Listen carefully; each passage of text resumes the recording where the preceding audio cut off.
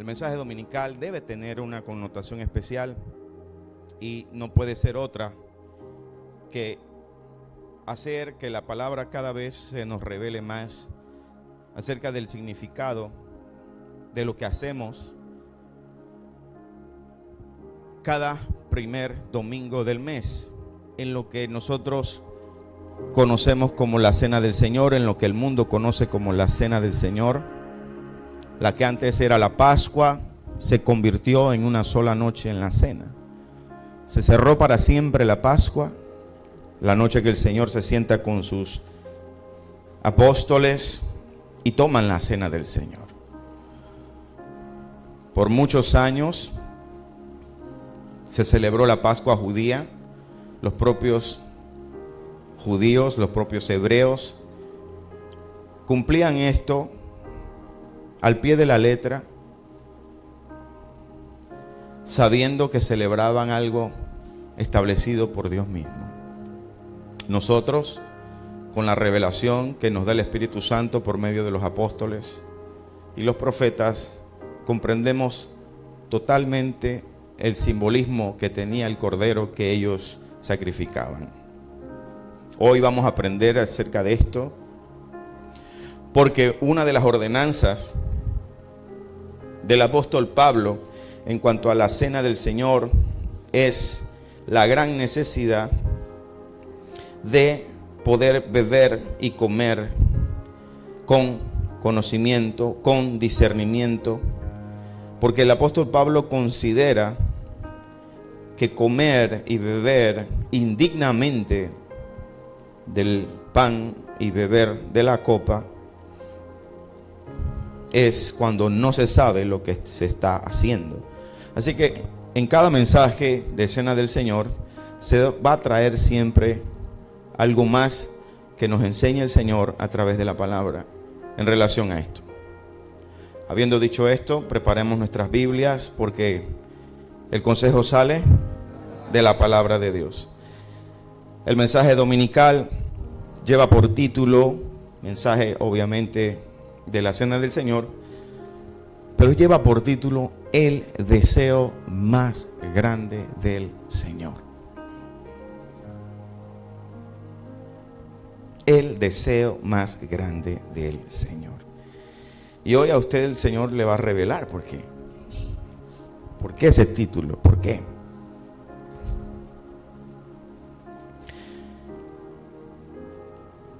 Deseo, una palabra que tiene connotaciones negativas, pero también tiene connotaciones positivas. La palabra deseo viene del original epitumia, y epitumia quiere decir concupiscencia.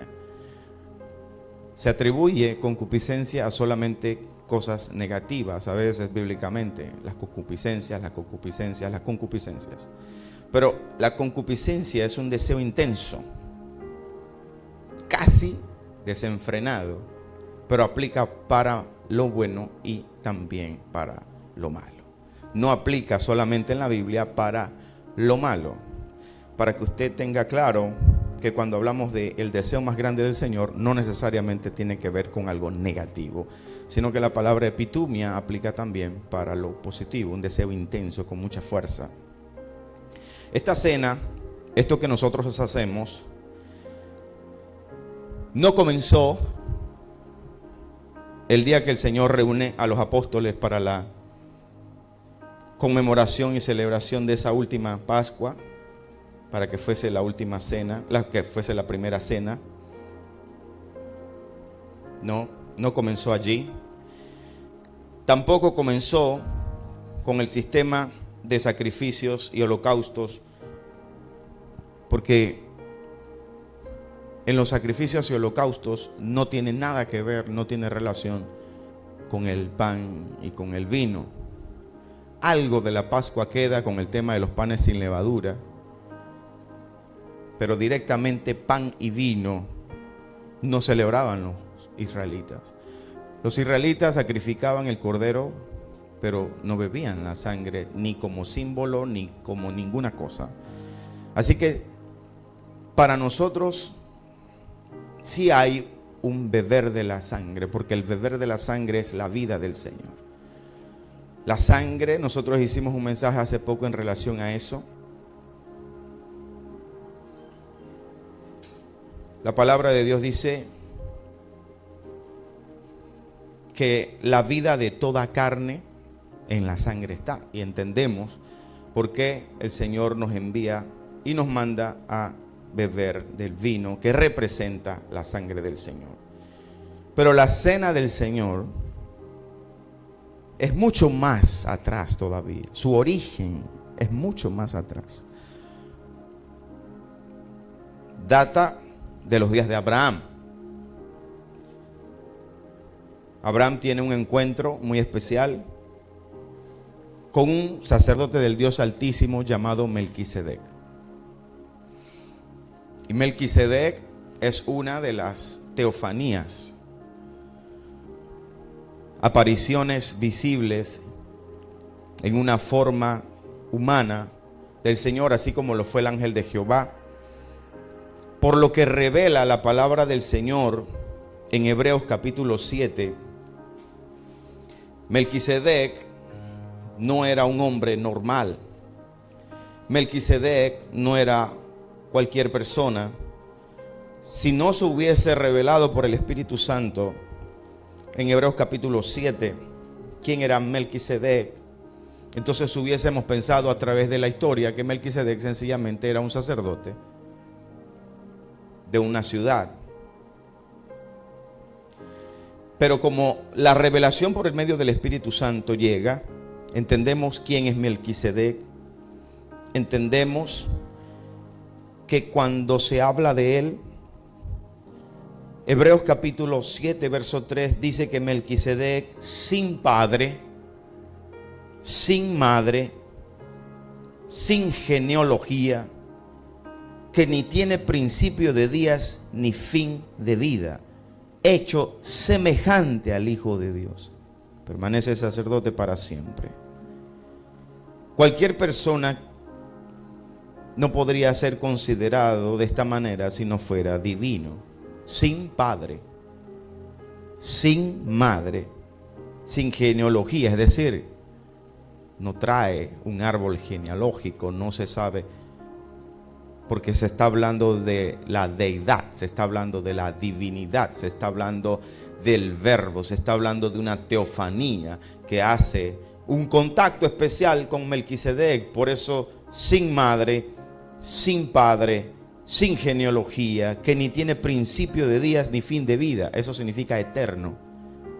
No tiene principio ni fin de vida, eso es eterno.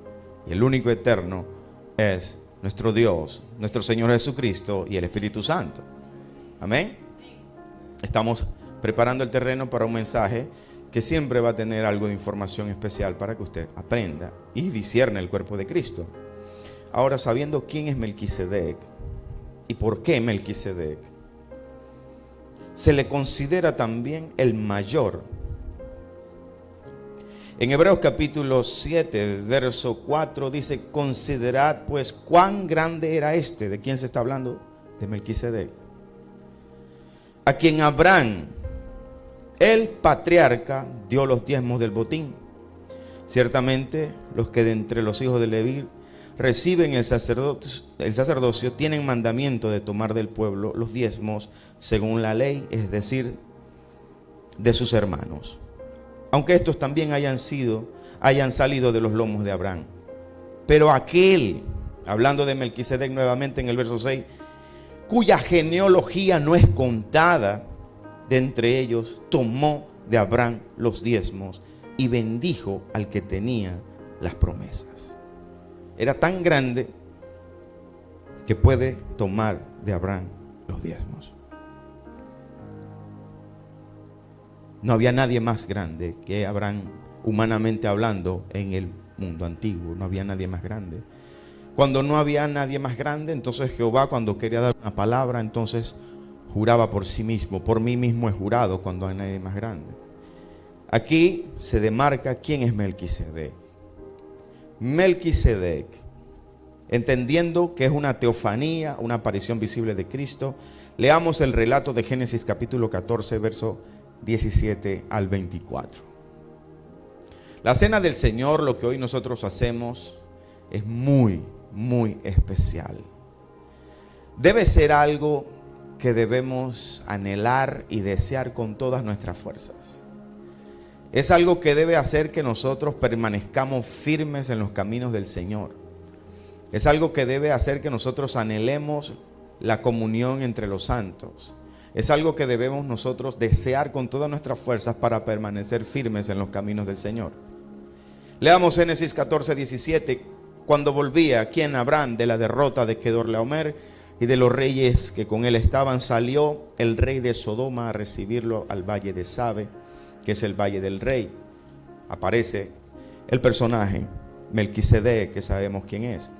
Entonces Melquisedec, rey de Salem y sacerdote del Dios Altísimo, ven que está con mayúscula, sacó pan y vino. ¿Qué sacó Melquisedec?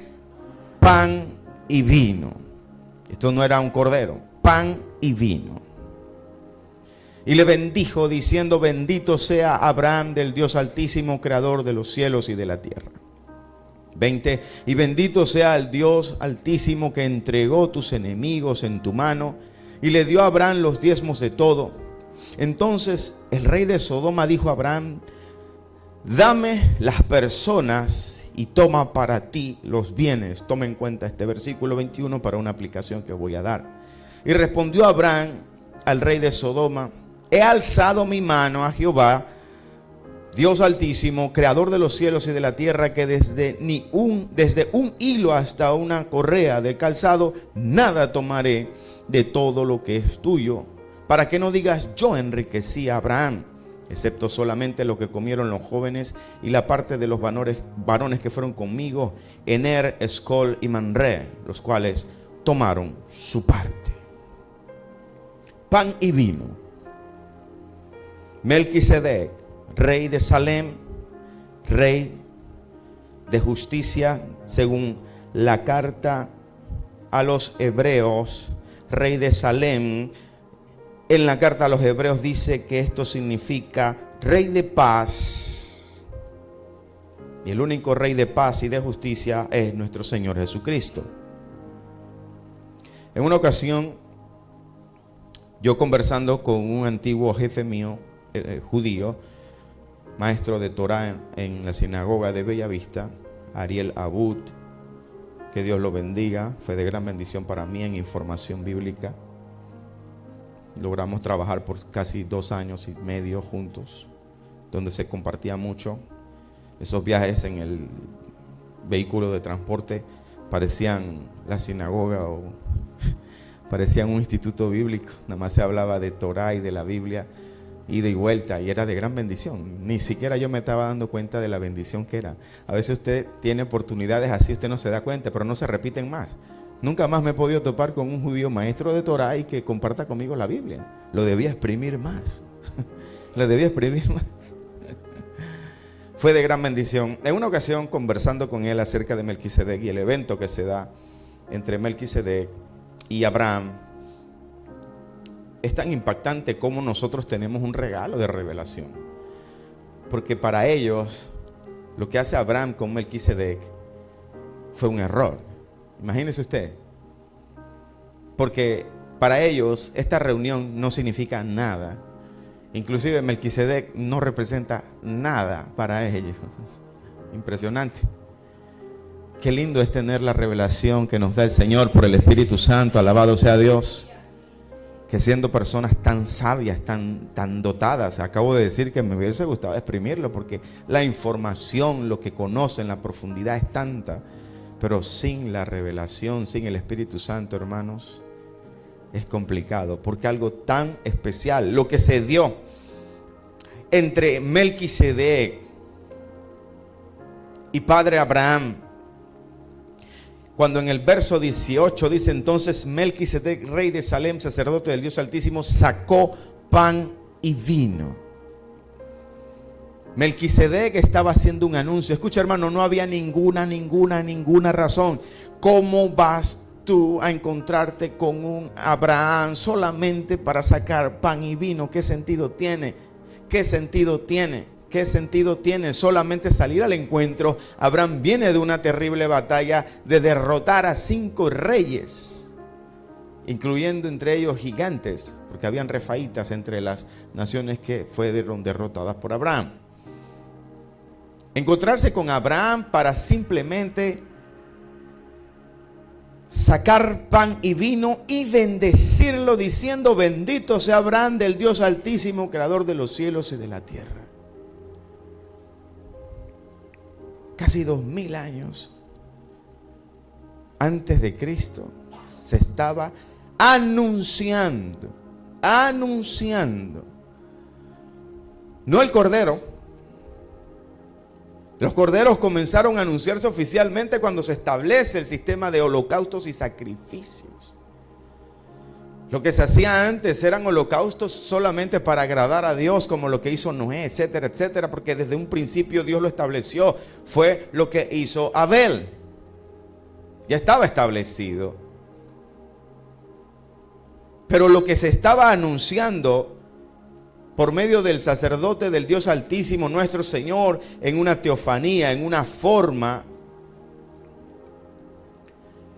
en la que se le aparece, era el anuncio, era el tipo, era el Señor anunciando no el sistema de corderos y sacrificios, no anunciando necesariamente la cruz. Lo que se estaba anunciando desde los días de Melquisedec era la cena del Señor. Wow. Desde Melquisedec se estaba anunciando la cena del Señor. ¿Qué significa la cena del Señor? ¿Qué es la cena del Señor? ¿Qué contiene dentro de sí la cena del Señor? Querido hermano, en la cruz se dio un pacto. Pero escuche bien, hermano, el pacto que se da en la cruz del Calvario era solamente entre el Padre, el Hijo y el Padre. Porque había un tipo. Cuando se hace pacto con Abraham, había solamente 2 personas. Sacrificio de Jehová, y el ángel de Jehová detiene la mano de Abraham. No habían intermediarios. Con Abraham, Isaac y Jehová no había una cena. Entonces, como hay un tipo de pacto para los gentiles, ese pacto se tenía que cumplir de la misma forma, sin intermediarios. En la cruz se da el pacto de Dios con el Hijo para redención, remisión y propiciación por nosotros, para cubrir todo. Pero la cena del Señor, escuche bien, hermano, la cena del Señor, cuando Él se reúne con ellos y celebra la Pascua para dar inicio a la cena, es en la cena que Él hace pacto entonces con nosotros. En la cruz fue con el Padre directamente, sin intermediarios, porque había ya un tipo, ya había un anuncio, tenía que ser exactamente como se hizo con el Padre de la promesa, con el que se le dijo que de ti serán bendecidas todas las familias de la tierra. Tenía que ser igual el pacto. Pero como Él es el Dios hombre, nuestro Señor Jesucristo es el Theantropos, el Dios hombre, tiene la capacidad de hacer pacto con nosotros como hombre, y tiene la capacidad de hacer pacto con el Padre como Dios. Alabe a Dios, dígale amén a eso. Hizo pacto con el Padre como Dios, porque Él era el Dios hombre, e hizo pacto con nosotros en la cena del Señor, porque también era como nosotros, para poder tener misericordia de nosotros e interceder por nosotros, como lo dice la palabra de Dios. Lo que Melquisedec estaba anunciando tantos años atrás, según Génesis 14:18, era un pacto con nosotros. Cuando Melquisedec saca pan y vino para bendecir, Abraham estaba anunciando el pacto con nosotros, la cena que hoy nosotros tomamos. Después de tomar el pan y después de beber el vino, no hay ninguna otra cosa, hermano, que la bendición de Dios. Esta celebración debe ser tan grande, porque la bendición es muchas cosas. La bendición no solamente es el tema material. Estamos acostumbrados a entender que la bendición solamente es la parte económica, material. Si no estamos bien económicamente, estamos mal. Si algo no está saliendo bien, estamos mal. Me botaron del trabajo. Estamos mal, estás en pecado. No, me botaron nada más. En el mundo tendréis aflicción, solo me botaron y ya. What can I do? Nada. La bendición de Dios es mucho más. La bendición de tomar la cena del Señor es mucho más. Celebrar el pacto que estableció el Señor como hombre con nosotros es mucho más. Es mucho más. Siempre, hermanos, siempre que usted toma la decisión de seguir a Cristo, de decirle al Señor, Señor, te necesito. Sin ti no puedo. Sin ti yo no puedo. Necesito tu guía, tu sabiduría, necesito tu palabra, necesito seguirte a ti. Mi casa te necesita, mis hijos te necesitan, toda mi vida te necesita. Hermano, no crea que va a ser tarea fácil, sencillamente tarea fácil seguir a Cristo. Todos tenemos aflicciones, algunos están saliendo de una condición y otros están entrando en una condición. Vienen altas, vienen bajas, vienen bonanzas, vienen crisis, vienen escasez, vienen abundancias. Pero como dice el apóstol Pablo, para todas esas cosas estamos preparados. Para vivir en la abundancia, para vivir en la escasez. En este pasaje de Génesis capítulo 14, usted ve que hay dos personajes que están aquí. Aquí está Melquisedec y usted sabe quién representa a Melquisedec. Pero aquí también hay otro personaje que aparece. El verso 21 dice, entonces, después de la bendición y del pan y el vino, dice, entonces el rey de Sodoma dijo a Abraham, dame las personas y toma para ti los bienes. Sepa que en este momento, en este pasaje hay un misterio muy grande. La misma aparición de Melquisedec es un gran misterio, porque ella se dio cuenta que Melquisedec es Cristo, una teofanía. El rey de Sodoma aquí es una tipología de Satanás.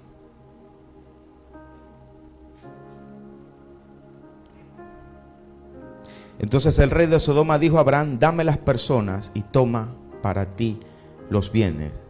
Se parece mucho al accionar de Satanás cuando quiere que las almas se pierdan a cambio de cosas materiales. Se parece mucho a Satanás cuando quiere que todos perezcan y que pierdan la salvación por todo lo que ofrece el mundo, porque está escrito en la palabra del Señor, que el mundo pasa y sus deseos, pero el que hace la voluntad de Dios permanece para siempre. El rey de Sodoma dijo a Abraham, dame las personas y toma para ti los bienes. Y esto hizo exactamente después de que Abraham recibió la bendición, después que Abraham hizo un tipo de pacto, un tipo de la cena que hoy nosotros tenemos, hermanos. Siempre que nosotros decidimos seguir a Cristo, van a venir tentaciones, van a venir pruebas, van a venir luchas, van a venir circunstancias que van a querer arrebatarte, quitarte la bendición del Señor.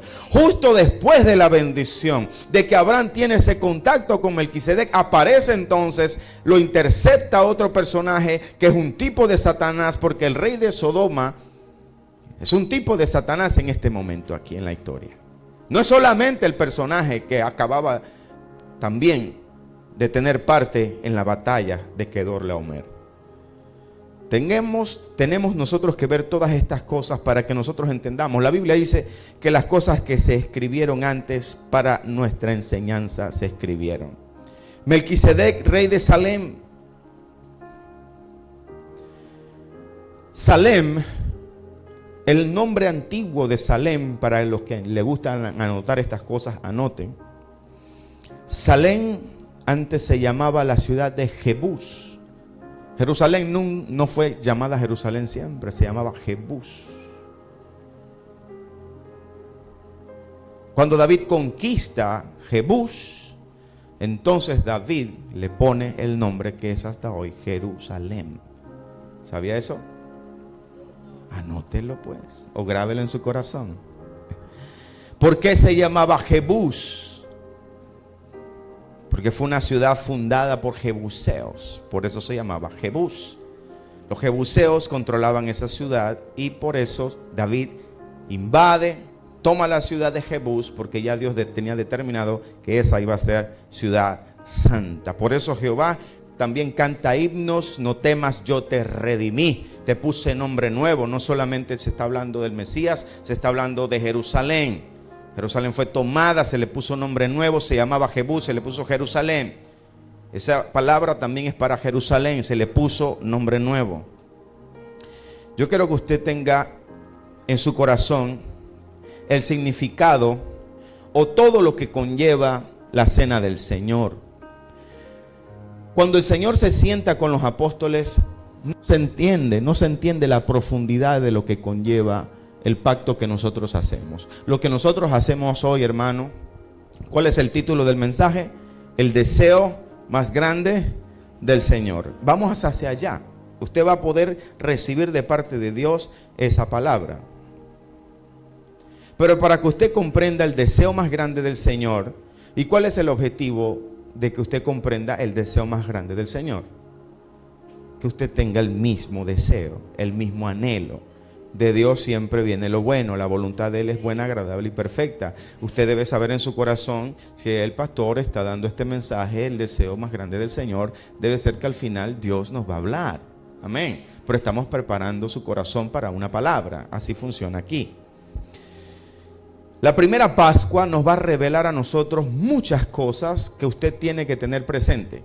Usted debe salir hoy lleno de fe, lleno de paz, lleno de esperanza, lleno de vida en Jesús. Y cuando tomemos la cena, ahora al final de la administración, usted lo va a hacer con una fe tan grande, tan grande, tan grande, que creo que van a salir de aquí lleno de milagros.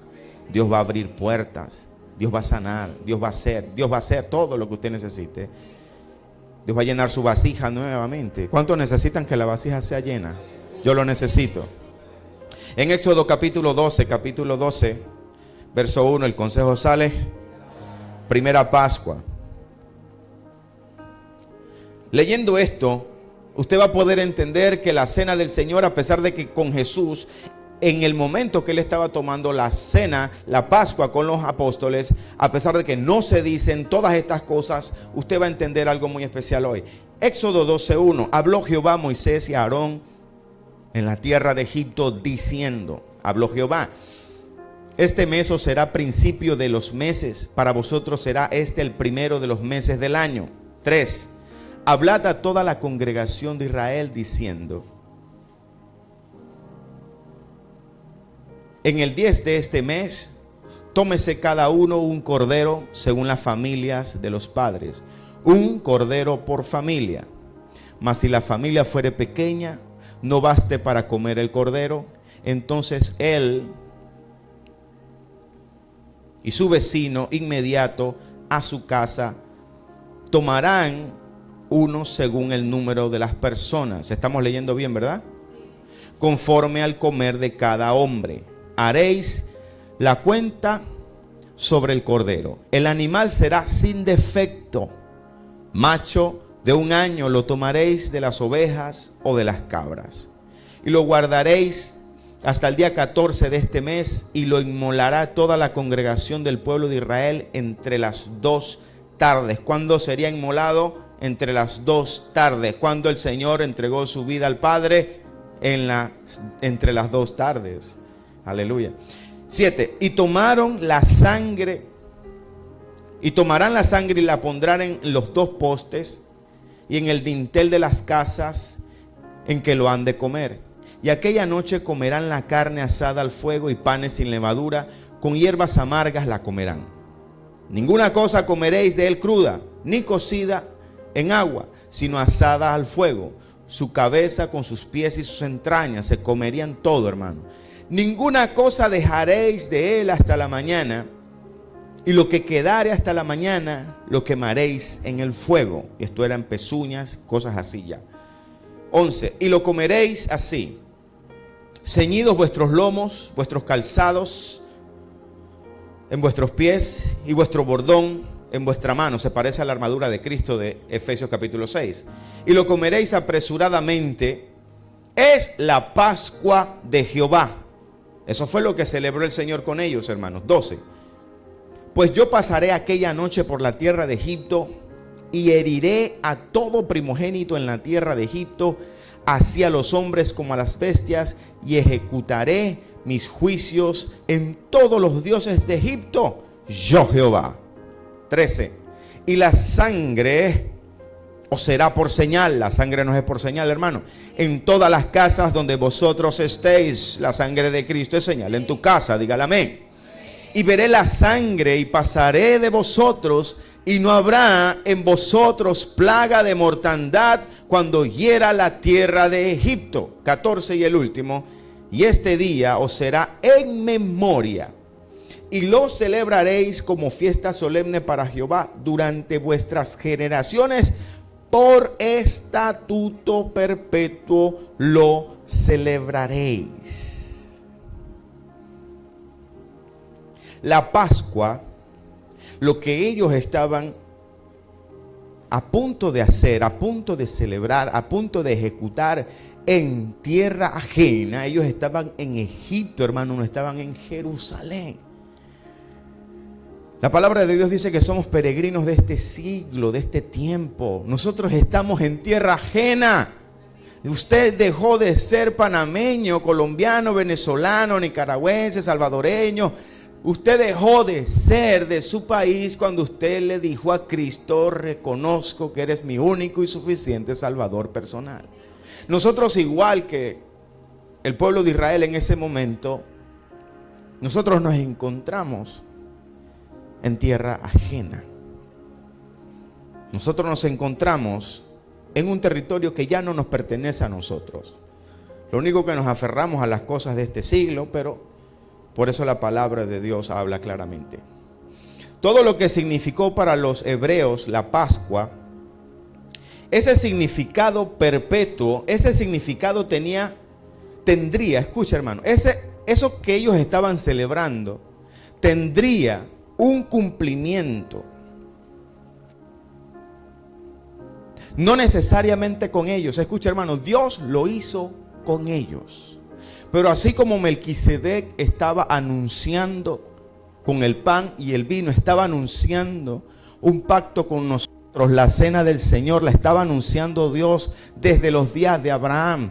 Ahora, 400 años después, se establece la Pascua para la liberación de la nación de Israel. Pero todo lo que significa este pacto, todo lo que significa la cena del Señor, todo lo que significa el pan y el vino, no se iba a cumplir solamente en el pueblo de Israel. Esto que mandó a hacer Dios no era cualquier cosa. Y el cumplimiento de esto no apuntaba necesariamente a Israel. Estaba anunciando lo que significaría el pacto de la cena, la Pascua que Jesús estaba celebrando. Lo que se había anunciado desde Melquisedec, ahora se está haciendo la Pascua para la liberación de Israel de Egipto. Pero el cumplimiento de esto era un anuncio. Los valores, las propiedades que tiene la Pascua, que hoy es la cena, es un anuncio apenas para nosotros. Escucha, hermano, así como los israelitas no entendían que ese cordero que ellos sacrificaban anunciaba al Cordero Santo, ellos no entendían que en la cruz el cordero iba a libertar a todos los que no estaban circuncidados, es decir, a nosotros los gentiles. Ellos no sabían que los que miraran a la serpiente en los días de Moisés era símbolo de Jesucristo, porque así como la serpiente fue levantada en el desierto, así también a los que miren a Cristo serán salvos. Ellos no sabían que la roca de la que salió el agua, esa roca era Cristo. Si hubiesen sabido eso, Moisés no golpea la roca y obedece a Jehová. Ellos no sabían que el pan que descendía del cielo era el pan de Cristo, era Jesucristo. Por eso ellos le llamaron maná. Ellos no tenían idea que esa columna de fuego en el día, en la noche, y la nube de día era el Espíritu Santo que el Señor después anunciaría para nosotros. Ellos no tenían idea. De la misma forma, de la misma manera, esta Pascua ellos no tenían idea de que lo que estaba anunciando el Señor eran promesas para un pacto que ellos ni siquiera conocían. Ellos ni siquiera conocían que ellos estaban anunciando un pacto. Por eso los valores y propiedades de esa Pascua, más que para ellos, era para nosotros, hermanos. Y hay algunas cosas que yo rescaté para que usted entienda el significado. Número 1, la Pascua, que es hoy nuestra cena del Señor. Escuche bien, anote. Son 6 puntos. Número 1, la cena del Señor significa que Dios cumple su palabra y cumple sus promesas. Dios cumple su palabra y cumple sus promesas. Desde Génesis 15, del 13 al 14, no lo busque, solo anote. Desde Génesis 15, del 13 al 14, Jehová le dijo a Abraham: ten por cierto que tu descendencia morará en tierra ajena y será esclava allí y será oprimida 400 años. Se lo dijo Jehová a Abraham. Jehová le dijo a Abraham: tu pueblo morará en tierra ajena a Egipto y serán oprimidos 400 años. 400 años después, Jehová prepara la Pascua como motivo de celebrar la liberación de la nación de Israel de Egipto, de la esclavitud. Jehová cumple su palabra porque se lo dijo a Abraham y se cumple exactamente en el tiempo que Dios establece. Pero más que para ellos, el Señor está anunciándonos a nosotros que Jehová cumple su palabra. Y una de las cosas que se van a cumplir es que el que dijo que vendría, vendrá. El Señor aparecerá. Él no tardará. Hermanos, así como se cumplió la palabra, después de 400 años se va a cumplir todo lo que Dios tiene prometido y preparado para nosotros. Hay muchas cosas que todavía faltan por cumplirse. Número 2, lo que significa la cena del Señor. Luz y paz en medio de un mundo atribulado. Luz y paz en medio de un mundo atribulado. La cena que usted toma con revelación, sabiendo lo que está haciendo, que esto no es un ritual. Esto es mucho más. Esto viene desde los días de Abraham. Mucho más. Para su casa, escucha, hermanos, para su familia. Por eso que yo sé que hay hermanos que cuando no pueden venir a la cena del Señor les duele en su corazón, porque se les ha revelado lo que significa, lo que esto es, lo que representa.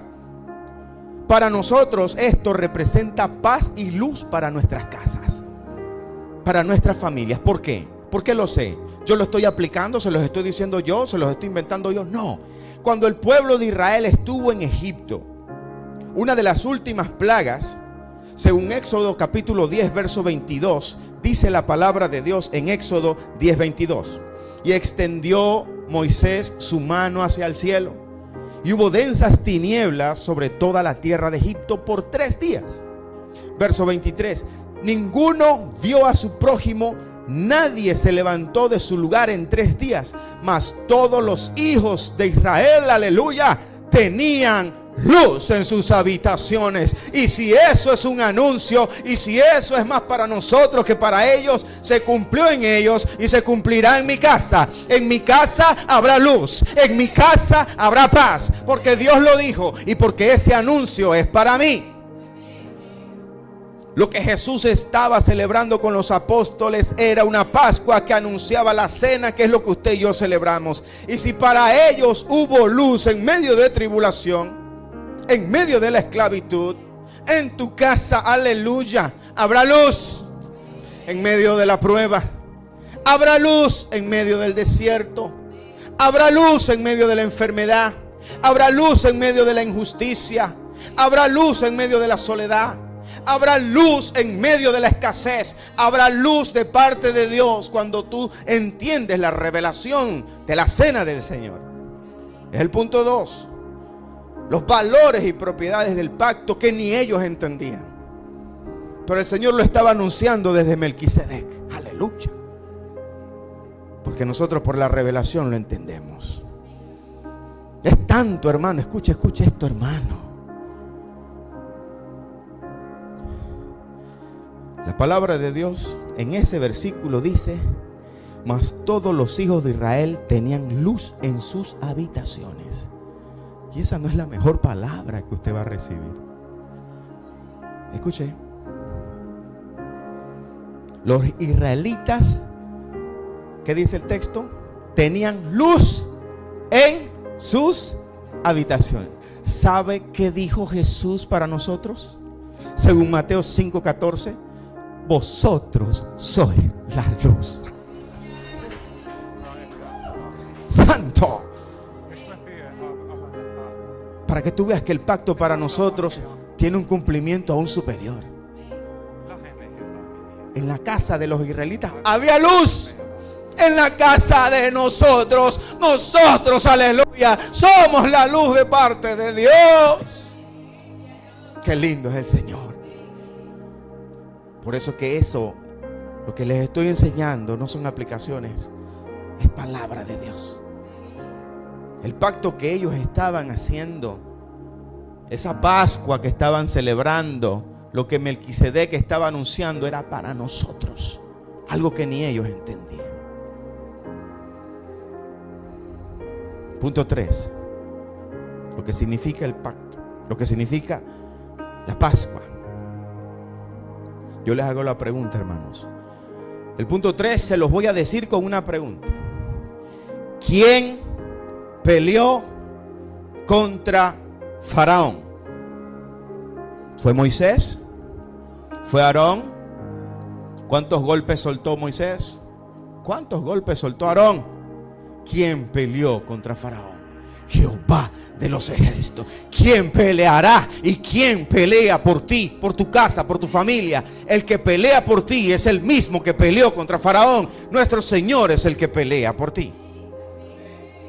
Porque a partir de esa cena, a partir de esa Pascua que ellos estaban celebrando, a partir de ese momento comenzó Dios a estremecer a Egipto, a sacudirlos con plagas, a doblegar las veces que quiso a Faraón. Y el mismo Jehová le endurecía el corazón a Faraón para glorificarse sobre el pueblo de Israel. Hay muchas cosas, hermanos, que pasan en nuestras vidas que nosotros no entendemos, pero es un Dios queriéndose glorificar en medio de la circunstancia, glorificarse en medio de la prueba, enseñarnos a depender de Dios, enseñarnos a vivir siempre tomados de la mano de Dios. Eso no era Moisés por su cuenta.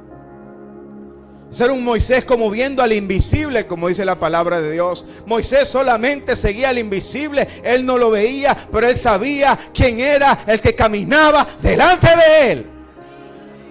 Él sabía perfectamente quién era el que caminaba delante de él. El que peleó contra Faraón fue Dios. El que venció a Faraón fue Dios. Punto 5. ¿Quién libertó de los yugos de esclavitud a Israel? ¿Quién libertó de los yugos de esclavitud, de sacarlos de servidumbre? Eran esclavos en Egipto. Jehová de los ejércitos los libertó de los yugos de esclavitud. Y cada vez que quería Faraón aumentaba el castigo. Cuando Moisés empezó a tener su encuentro con Faraón, Faraón se ponía molesto y le aumentaba el castigo al punto que los israelitas ya no querían ni que Moisés hablara con Faraón, porque más les aumentaba el trabajo.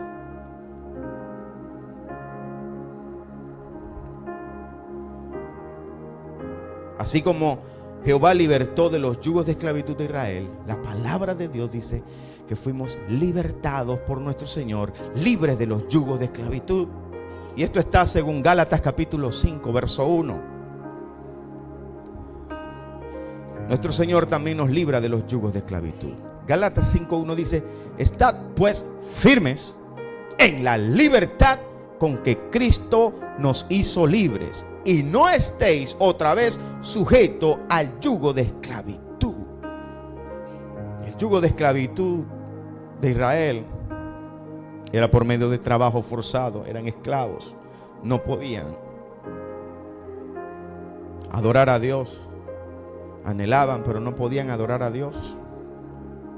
Hasta que de parte de Dios llega Moisés, y es Jehová el que los saca de allí. Los yugos de esclavitud nuestro ahora eran el pecado, eran la muerte y eran el juicio. Nosotros fuimos libres en Cristo del pecado, de la muerte y de los juicios venideros. Nuestra liberación es mucho más grande que la de la nación de Israel.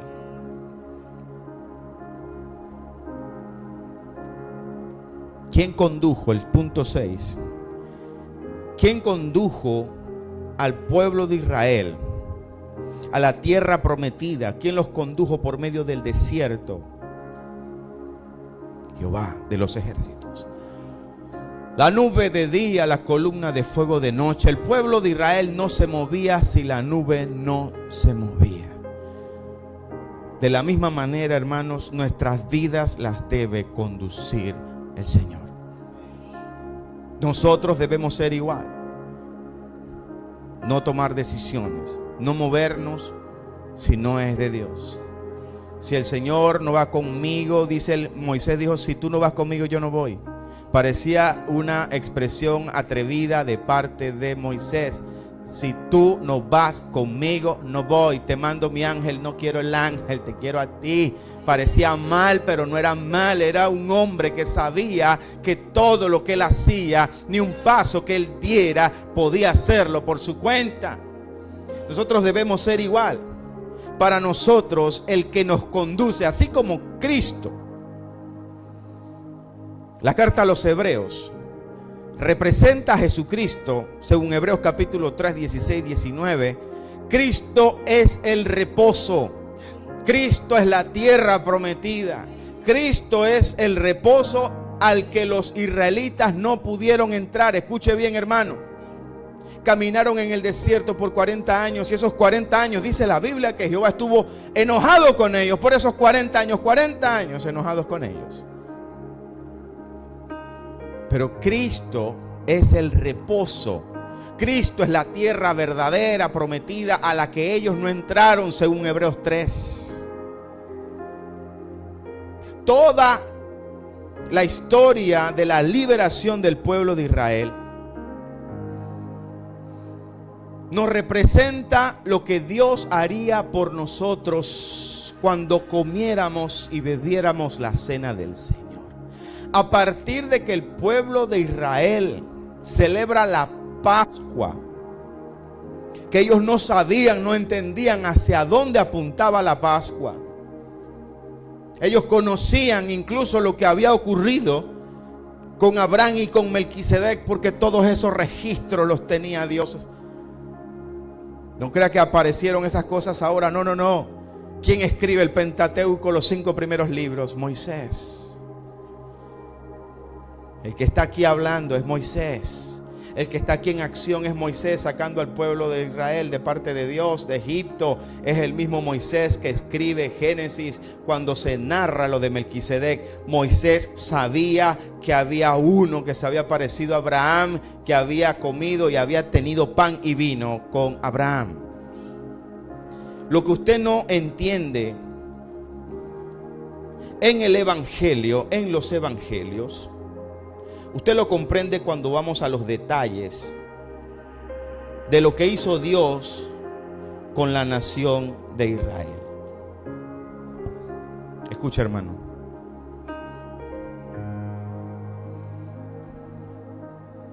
Prepare su corazón.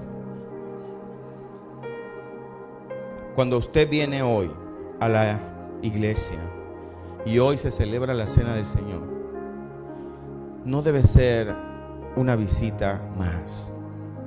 No puede ser un domingo más. No puede ser un mensaje más. Este es un mensaje que no se puede tomar con un ánimo bajo, con aburrimiento o con el anhelo de que se acabe lo más rápido posible porque me tengo que ir, me deja el metro. Mira, hermano, si un día lo deja el metro, dele la gloria a Dios. Usted está padeciendo un poquito por causa del evangelio. Si un día usted no agarra taxi, dele la gloria a Dios. Escucha, hermano, venga con gozo, venga con alegría. La cena del Señor no es cualquier cosa. ¿Sabe, hermano? Debería haber un anhelo grande. Debería haber un deseo, debería haber una concupiscencia, una epitumia positiva. Deberíamos nosotros, sabiendo que viene el primer domingo de cada mes, nosotros decir: Señor, yo quiero ir allá, yo quiero hacer esa celebración, yo quiero celebrar esa cena, porque esa cena avivará la llama del don de Dios que está en mí. Esa cena me recordará quién soy en Cristo. Esa cena me va a recordar lo que tengo, lo que puedo en Cristo. Esa cena me va a enseñar que Dios cumplirá su palabra. Esa cena me va a enseñar que Dios traerá luz y paz a mi casa. Esa cena me va a enseñar que ya no habrá luz en mi casa, sino que yo soy la luz en mi casa, yo soy la luz en donde quiera que yo me meta. Esa cena me va a recordar a mí que Jehová pelea contra mis enemigos.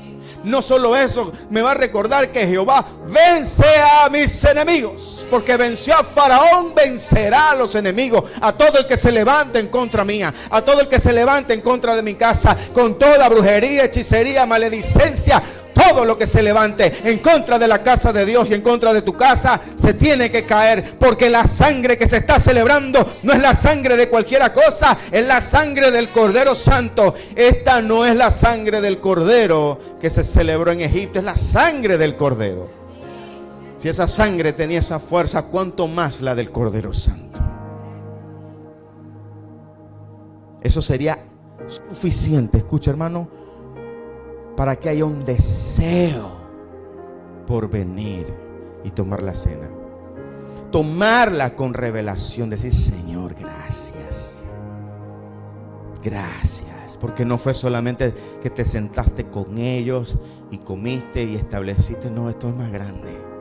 Esto tiene promesas y pactos para mi casa, para mis hijos, para mi esposa, para mi familia, para todo lo que yo emprenda, todo lo que yo toque, todo lo que me rodee, para mi salud, para mi economía, para todo lo que yo haga. Esto tiene pacto y yo me agarro de esa palabra, porque si tú dices que tú cumples tu palabra, lo cumpliste. Le dijiste a Abraham que 400 años estarían esclavos y después los libertarías. Cumpliste tu palabra. 400 años después los liberaste, y ahora nuestro Señor nos ha libertado a nosotros.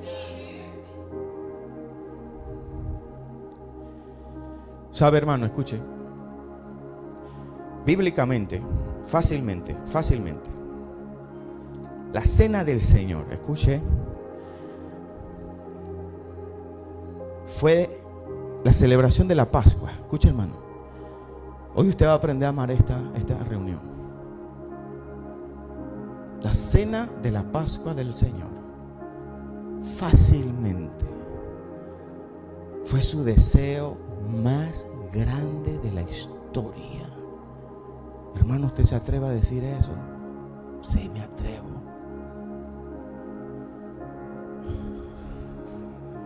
Cuando Él estuvo en la cruz, dice que el gozo fue puesto sobre delante de Él.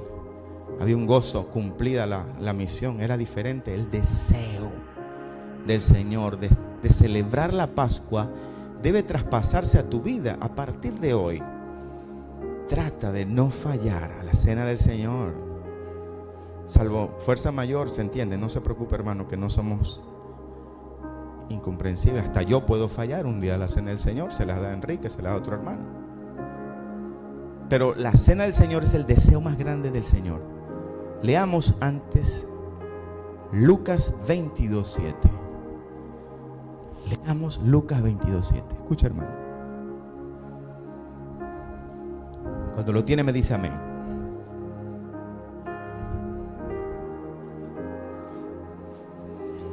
Llegó el día de los panes sin levadura,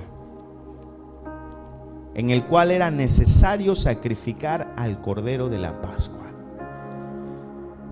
Y Jesús envió a Pedro y a Juan diciendo: id, preparadnos la Pascua para que la comamos. Los apóstoles no dieron esta orden. ¿Quién la dio? Jesús. Ellos le dijeron: ¿dónde quieres que la preparemos? Él les dijo: he aquí, al entrar en la ciudad os saldrá al encuentro un hombre que lleva un cántaro de agua. Seguidle hasta la casa donde entrare, y decid al padre de familia de esa casa: el maestro te dice, ¿dónde está el aposento donde se ha de comer la Pascua con mis discípulos? Entonces él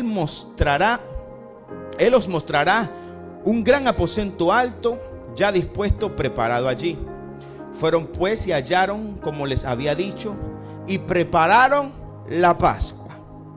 Cuando era la hora, se sentó a la mesa y con él los apóstoles, y les dijo, con signo de admiración, alzó la voz y exclamó diciendo: cuánto he deseado comer con vosotros esta Pascua antes que padezca. 16. Porque os digo que no la comeré más hasta que se cumpla en el reino de Dios. Y habiendo tomado la copa, dio gracias y dijo: tomad esto y repartidlo entre nosotros, porque os digo que no beberé más del fruto de la vid hasta que el reino de Dios venga. Y tomó el pan y dio gracias y lo partió y lo dijo diciendo: esto es mi cuerpo que por vosotros es dado, haced esto en memoria de mí. De igual manera, después que hubo cenado, tomó la copa diciendo: esta copa es el nuevo pacto en mi sangre que por vosotros se derrama. Escucha, hermano, por favor, póngame mucha atención. Mucha atención. Primera vez que Jesús usa la palabra deseado. Una concupiscencia positiva, epitumias. Un deseo intenso. Un deseo incontenible es la palabra epitumias, que aparece en el original.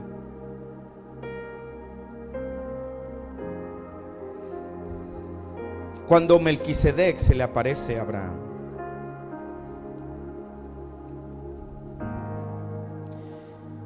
la palabra de Dios dice: entonces Melquisedec, rey de Salem y sacerdote de Dios Altísimo, sacó pan y vino.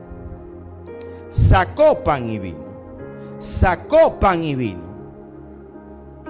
Y le bendijo diciendo. Escucha, hermano. En el texto no dice que Melquisedec comió pan y vino. Sacó pan y vino. Y bendijo a Abraham. No comió el pan, no comió el vino.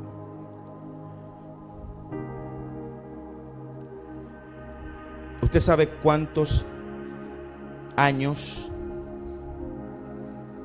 hay desde Abraham hasta Jesús? 2000 años.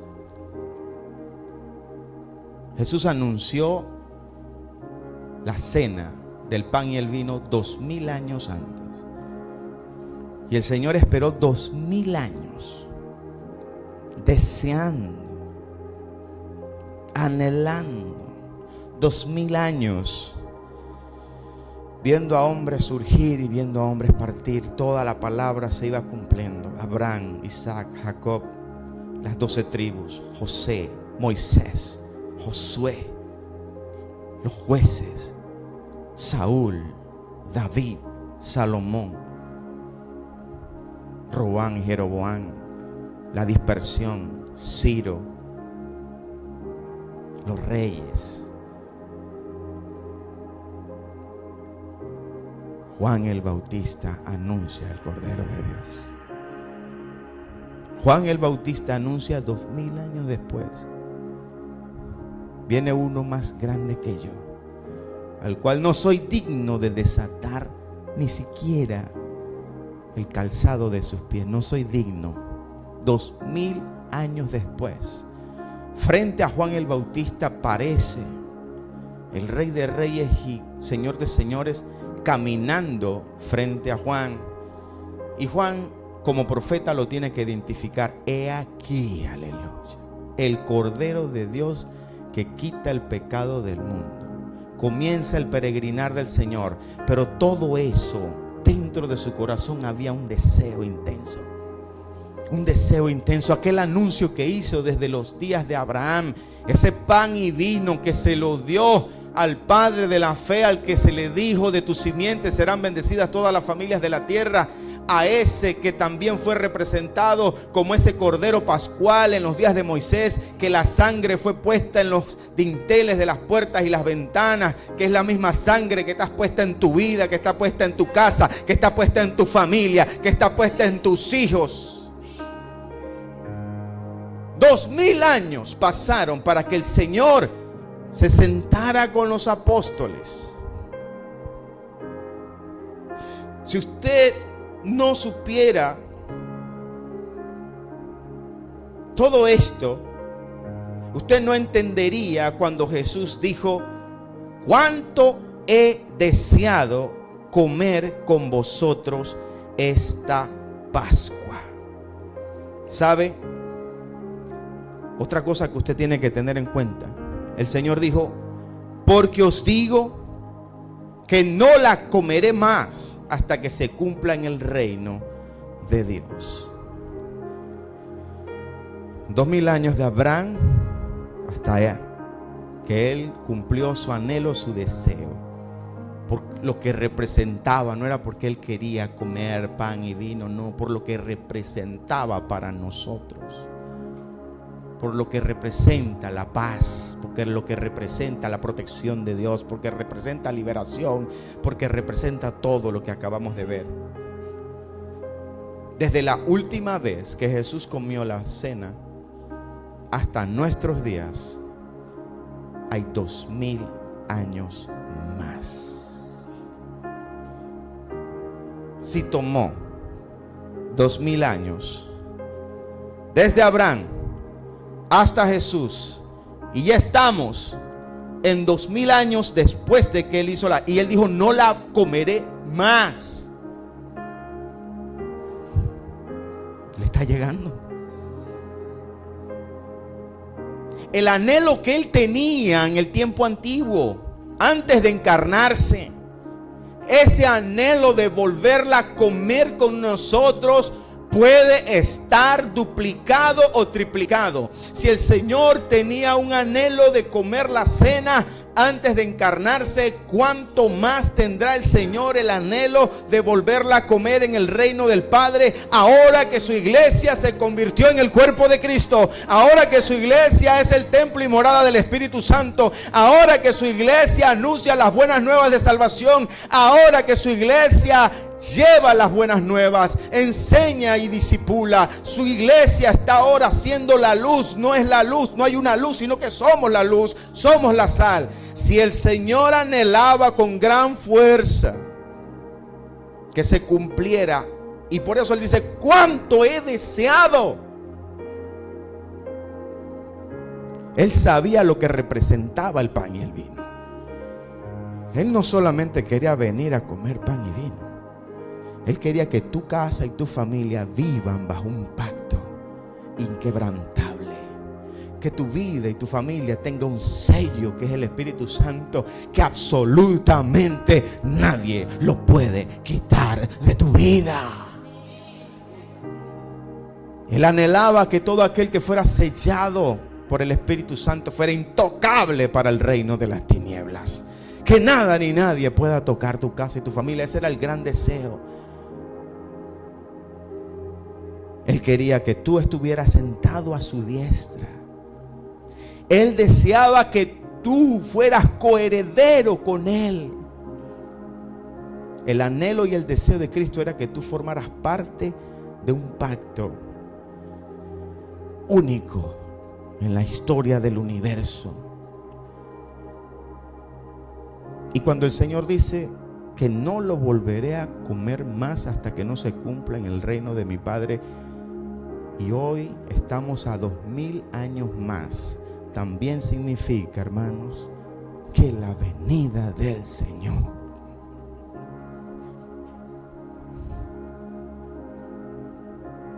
la venida, hermano, no se acomode mucho aquí. No se acomode, hermano. 2000 años. Y si lo primero que aprendimos de la Pascua es que el Señor cumple su palabra, pasaron 2000 años para que su anhelo inmenso se cumpliera. Estamos en tiempo extra. Estamos solamente viviendo la misericordia de Dios. Hermanos, solamente estamos viviendo misericordia. Cada hora, cada minuto, cada segundo es misericordia. El tiempo está cumplido y lo primero que aprendimos que Dios cumple su palabra. Y si pasaron 2000 años desde Abraham hasta Cristo y el anhelo que él tenía hoy puede estar duplicado y triplicado, estamos a la puerta, hermanos. Esto está a la puerta. Y si sabemos que estamos a un paso de partir, porque, hermanos, ya no depende de ti, ni de mí, ni de la iglesia. Él anhela. ¿Cuánto he deseado comer con vosotros? Él anhela, Él desea otra vez. Él no la ha vuelto a comer más. Él no la ha vuelto a celebrar más. Él dijo: no celebro más esto hasta que mis hijos y mis hijas, hasta que mi iglesia no sea arrebatada, no sea levantada y no estén a mi lado a la diestra del Padre en las bodas del Cordero. Hasta que no se den las bodas del Cordero, no comeré más. Y Él tiene un deseo intenso por estar con nosotros otra vez. Y por eso, hermano, con toda seguridad yo me atrevo a decir, predicando en este domingo, que comer la cena del Señor era el deseo más grande del Señor.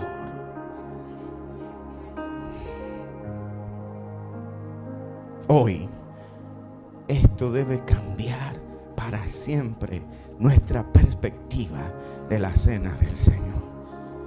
Nunca más mirarla igual. Nunca más, hermanos. Nunca más levantarse el domingo de la cena del Señor diciendo: no sé si voy o no voy.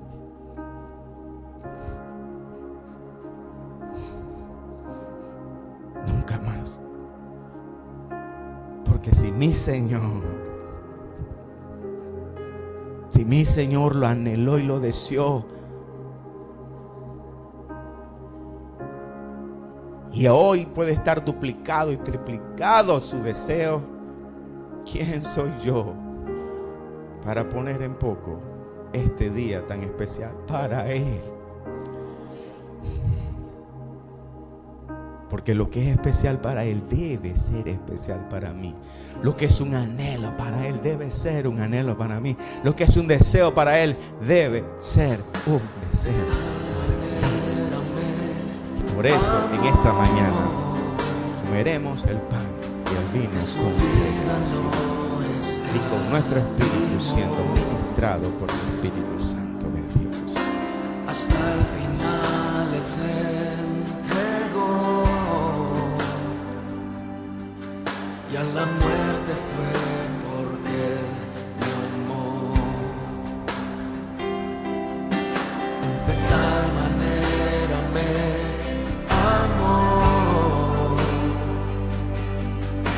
no hay forma en que podré pagar